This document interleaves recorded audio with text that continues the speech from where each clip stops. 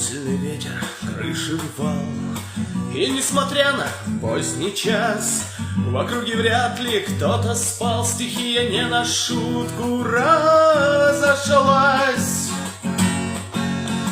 Но вдруг какой-то парень с криком побежал и принялся махать метлой.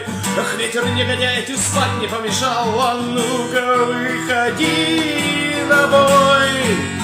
Ай-ай-ай-ай, я ведь не из робких, все мне по плечу. Сильный я и ловкий, ветра проучу. Ветер закружился, заметался и еле начал с корнем рвать.